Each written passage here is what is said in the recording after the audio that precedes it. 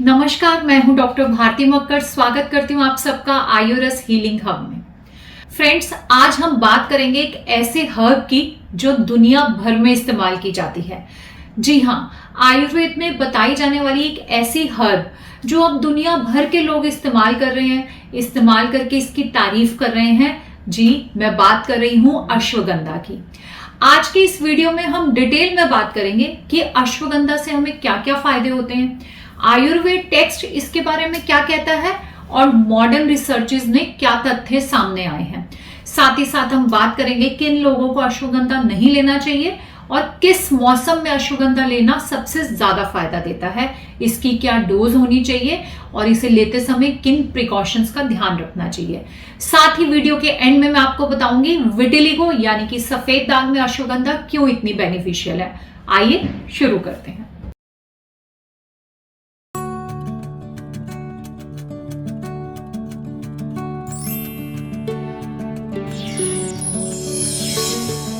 अश्वगंधा दो शब्दों से मिलकर बना है, अश्व और गंधा।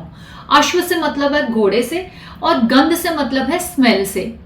तो इस प्लांट में घोड़े की जैसी स्मेल होती है, इसलिए भी इसे अश्वगंधा कहते हैं। लेकिन साथ ही साथ इसे खाने से घोड़े जैसा बल आ जाता है, इसलिए भी इसे अश्वगंधा कहते हैं। आयुर्वेद में अश्वगंधा को बल्य कहा गया है, यानी कि बल देने वाला कहा गया है। ओजस कहा गया है, यानी कि हमारी ओज बढ़ाने वाला कहा गया है, यानी कि ये हमें बल भी देता है, ओज भी देता है और हमारी वाइटिलिटी को भी बढ़ाता है। आचार्य चरक, जो कि आयुर्वेद के सबसे पहले ऋषि हुए हैं, उन्होंने अश्वगंधा का वर्णन करते हुए कहा है कि वन ऑफ द बेस्ट रसायन है। उन्होंने इसे बल्य कहा है, बल देने वाला, व्यवस्थापक कहा है, यानी कि आयु को बढ़ाने वाला, और साथ ही साथ ओजस कहा है, और इसके अलावा उसे निद्राजनक कहा है, यानी कि जो नींद लाने में भी मदद करे। इस तरह से आयुर्वेद में डिटेल में अश्वगंधा के बारे में बहुत कुछ बताया है। आयुर्वेद में अश्वगंधा को कफ वात शामक बताया, यानी कि ये वात दोष को और कफ दोष को शमन करता है, लेकिन पित्त को भी बहुत ज्यादा नहीं बढ़ाता, इसलिए पित्त प्रकृति के लोग भी इसका इस्तेमाल कर सकते हैं। इसके बहुत सारे फायदे हैं, एक एक करके हम उन सभी फायदों पर डिटेल में बात करेंगे। नंबर 1 पे बात करते हैं, स्ट्रेस, स्लीप और एंजाइटी। अश्वगंधा को वर्ल्ड का नंबर 1 एडेप्टोजेनिक बताया गया है। एडेप्टोजेनिक मतलब कि जो हमें किसी सिचुएशन को इजीली अडेप्ट करने में मदद करे। आपको मैं बताना चाहूंगी, स्ट्रेस हमें तभी होता है जब हम किसी सिचुएशन को अडेप्ट नहीं करते। अडेप्ट मतलब उसको स्वीकार नहीं कर पाते। मान लीजिए 2 व्यक्ति हैं और दोनों को अपने अपने काम में बहुत नुकसान हो गया है। एक व्यक्ति उनमें से हो सकता है जो थोड़ा सब्र करने वाला हो और वो इतना स्ट्रेस ना ले, उसकी इतनी चिंता ना करे, बल्कि इसको सोचे कि अब उसे और ज्यादा मेहनत करनी है, यानी कि वो जो नुकसान वाली सिचुएशन है उस व्यक्ति ने उसे आसानी से स्वीकार कर लिया। लेकिन दूसरा व्यक्ति हो सकता है उस सिचुएशन को स्वीकार ना कर पाए, उसे अडेप्ट ना कर पाए और सोचे कि ये मेरे साथ क्या हो गया, अब तो मेरा जीना मुश्किल है, और स्ट्रेस आ जाए, और बल्कि वो स्ट्रेस बढ़ने की वजह से वो बिल्कुल भी अपने काम की तरफ ध्यान ना दे पाए, इसलिए उसका काम चलेगा भी नहीं। तो कोई भी खराब सिचुएशन को जब हम अडेप्ट नहीं कर पाते, जब हम स्वीकार नहीं कर पाते, तभी हमें स्ट्रेस बढ़ता है। अश्वगंधा जो है हमारी इस स्वीकार करने की पावर को बढ़ाता है, इसलिए अगर आप अश्वगंधा का सेवन करेंगे तो आपको स्ट्रेस होगा ही नहीं। बहुत लोग मेरे को कहते हैं कि हमें स्ट्रेस है, क्या हम अश्वगंधा लें?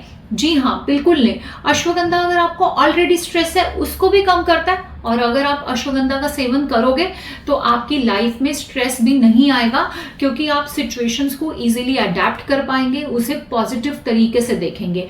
ऐसी रिसर्चेस सामने आई हैं जो बताती हैं कि अगर आप अश्वगंधा का निरंतर सेवन करते हो तो 80% लोगों में स्ट्रेस जो है वो कम हो जाता है, क्योंकि ये हमारी बॉडी में कॉर्टिसोल लेवल को कम करता है। जब हम स्ट्रेस करते हैं तो कॉर्टिसोल हार्मोन बढ़ता है, उसी वजह से हमें स्ट्रेस की अनुभूति होती है।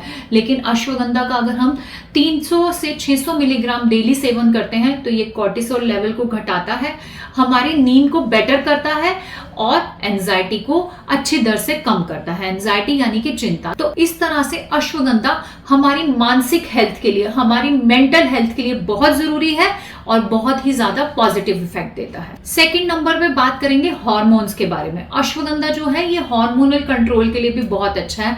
अगर किसी को थायराइड है तो भी अश्वगंधा लेने से फायदा होता है। अगर पीसीओएस जैसी फीमेल प्रॉब्लम्स हैं या किसी फीमेल को हार्मोनल इम्बैलेंस है तो अश्वगंधा जो है इंसुलिन को भी बैलेंस करता है। इसके अलावा मेल फर्टिलिटी को ये बढ़ाता है। जिन पुरुषों के टेस्टोस्टेरोन में दिक्कत है वहां पर भी अश्वगंधा देने से टेस्टोस्टेरोन की क्वालिटी अच्छी हो जाती है, उनकी मोटिलिटी बढ़ती है और पुरुषों की फर्टिलिटी को बढ़ाता है। ये स्पर्म्स की क्वालिटी को एनहांस करता है और टेस्टोस्टेरोन हार्मोन पे काम करता है। इस तरह से अश्वगंधा को हम हार्मोनल इम्बैलेंस में भी यूज करते हैं। ल्यूकोडर्मा में भी थायराइड बढ़ने की वजह से अगर दाग बढ़ते हैं तो उस समय अश्वगंधा बहुत अच्छा काम करता है। नंबर 3 पे हम बात करेंगे स्किन के लिए। अश्वगंधा एंटी इंफ्लामेटरी होता है। एंटी इंफ्लामेटरी के साथ साथ ये एंटीऑक्सीडेंट होता है, इसलिए ये स्किन पे भी बहुत अच्छा काम करता है। स्किन में कोई भी इंटरनल इन्फ्लामेशन की वजह से जितनी भी दिक्कत होती है, चाहे वो एक्जिमा हो, विटिलिगो हो या सोरियासिस हो, उन सब में अश्वगंधा पॉजिटिव रिजल्ट देता है। Next, anti diabetic. अश्वगंधा जो है वो एंटी डायबिटिक भी है। अगर आप अश्वगंधा का लगातार सेवन करते हैं तो आपकी बॉडी में इंसुलिन सेंसिटिविटी बढ़ती है और ब्लड ग्लूकोज लेवल जो है वो कम होता है। Next, immunity. अश्वगंधा का सेवन करने से हमारी इम्यूनिटी पे भी बहुत पॉजिटिव इफेक्ट आता है। खास तौर पे अगर हमें कोई ऑटो इम्यून डिसऑर्डर हो, जैसे रूमेटॉइड हो या विटिलिगो, वहां पे भी अश्वगंधा बहुत अच्छा काम करता है। ये बॉडी में ऑटो इम्यून रिस्पॉन्स को कम करता है लेकिन हमारे इम्यून सेल्स की पावर को बढ़ाए रखता है, तो वहां पर भी हम इसका सेवन कर सकते हैं। नेक्स्ट मैं बताना चाहूंगी कि ये हमारी फिजिकल ग्रोथ के लिए भी बहुत अच्छा है। मेंटल ग्रोथ के लिए तो अच्छा है ही है, फिजिकल ग्रोथ, जिन लोगों की मांसपेशियां अपना बढ़ाना चाहते हैं, स्पेशली जो लोग जिम जाना चाहते हैं, वो भी अगर अश्वगंधा का रेगुलर सेवन करते हैं तो हमारे बोन्स की स्ट्रेंथ बढ़ती है, हमारी मसल्स की स्ट्रेंथ बढ़ती है। अश्वगंधा बहुत अच्छा प्रोटीन का सोर्स भी है, इसलिए जिम जाने वाले इसे एज अ प्रोटीन पाउडर भी इस्तेमाल कर सकते हैं। अब मैं आपको बताऊंगी कि ये अश्वगंधा सफेद दाग में या विटिलिगो में इतना बेनिफिशियल क्यों है। नंबर 1, ये इम्यूनिटी को बैलेंस करता है। इम्यूनिटी को बैलेंस करने की वजह से ये ऑटो इम्यून डिसऑर्डर्स को बहुत अच्छा कंट्रोल करता है और उसमें बहुत लाभदायक है। नंबर 2, ये स्ट्रेस हार्मोन्स को रिड्यूस करता है। स्ट्रेस की वजह से सफेद दाग हमेशा बढ़ते हैं या मुश्किल से ठीक होते हैं। अश्वगंधा क्योंकि स्ट्रेस को अच्छे से कंट्रोल करता है, कॉर्टिसोल लेवल को कंट्रोल करता है, सफेद दाग में बहुत फायदा पहुंचाता है। नंबर 3, ये हार्मोन्स के लिए, जैसे थायराइड हार्मोन के लिए बहुत अच्छा है, नींद अच्छी लाने में बहुत अच्छा है। ये चीजें भी सफेद दाग की अच्छी रिकवरी के लिए जरूरी है। नंबर 4, ये स्किन रिपेयर में बहुत हेल्पफुल है, ये हीलिंग में बहुत हेल्पफुल है और स्किन की रीजनरेशन में बहुत अच्छा काम करता है। इस तरह से अश्वगंधा जो है सफेद दाग की रिकवरी के लिए भी बहुत फायदेमंद है। अब मैं आपको बताऊंगी किन लोगों को अश्वगंधा का सेवन नहीं करना चाहिए। ज्यादातर सभी लोग अश्वगंधा का सेवन कर सकते हैं, लेकिन प्रेगनेंसी में आपको इसका सेवन ध्यान से करना है। इसके लिए आप अपने डॉक्टर की सलाह लें, अपने गायनी से बात करें, तभी इसका सेवन करें। इसके साथ साथ अगर आपकी पित्त प्रकृति है तो ग्रीष्म ऋतु में इसका सेवन करते हुए थोड़ा ध्यान दें, क्योंकि कई बार ग्रीष्म ऋतु में पित्त प्रकृति वालों का पित्त इसको खाने से और बढ़ता है। अगर फिर भी आपको ग्रीष्म ऋतु में इसे खाने के लिए बताया तो आप साथ में सौंफ का पानी लें, जो कि इसकी तासीर को ठंडा कर देता है, उसके साथ ही इसका सेवन करें। इसके अलावा इसे, अगर आपकी किडनी कॉम्प्रोमाइज्ड है, सीकेडी है, तो भी आपको इसको डॉक्टर की सलाह से लेना है। अदरवाइज और सभी कंडीशन में आप अश्वगंधा दे सकते हैं। ये एक ऐसा टॉनिक है जो आप छोटे बच्चे से लेकर बूढ़े व्यक्ति तक सभी को दे सकते हैं, आराम से इसका सेवन कर सकते हैं। अब मैं आपको बताऊंगी किस फॉर्म में इसे लेना चाहिए। आप इसे पाउडर फॉर्म में ले सकते हैं। अगर आप इसे पाउडर फॉर्म में लेते हैं तो डोज रहेगी 3 ग्राम से लेकर 6 ग्राम तक। अगर आप इसे कैप्सूल फॉर्म में लेते हैं तो उसकी डोज रहेगी 300 मिलीग्राम से लेकर 600 मिलीग्राम तक। आपको मैं एक बात और बताना चाहती हूँ कि अश्वगंधा जो है, कई बार मेरे से पेशेंट ऐसी क्वेरीज करते हैं कि हम अश्वगंधा खा रहे हैं फिर भी हमें कोई असर नहीं हुआ। उसके लिए आपको एक चीज का बहुत ध्यान रखना है, वो है क्वालिटी। जितने भी गुण मैंने अश्वगंधा के आपको बताई, जितनी भी क्वालिटीज बताई, वो अश्वगंधा की जड़ के पाउडर की बताई।